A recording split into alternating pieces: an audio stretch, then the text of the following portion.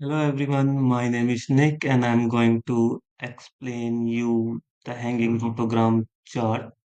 This chart is basically used to compare the expected values and the observed values based on the normal distributions. We can use this chart in real life in many different ways. Like we can use this chart for education purpose, for the experimental purpose, in the healthcare units, basically for the clinical trials as well. We can use this for quality controls in manufacturing units to check the defect rates based on the observed and expected values and statistical analysis as well too.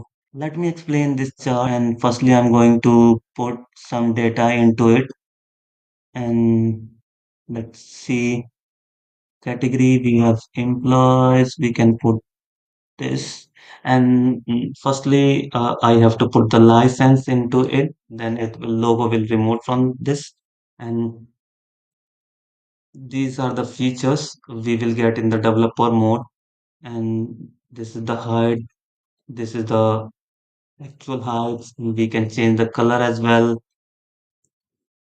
and this is the features that we have created. We have different chart. We can manipulate the x-axis. We can manipulate the observed data. We can manipulate the expected data. We can manipulate the legends as well.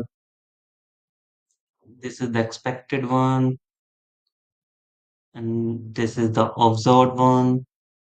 We can have circle. We can have star into it, and we have the both curve, expected and the observed. So basically, these bar tell us the difference between the observed and expected based on the normal distributions. So we have two measurements of height, that is normal heights and the actual heights. So normal height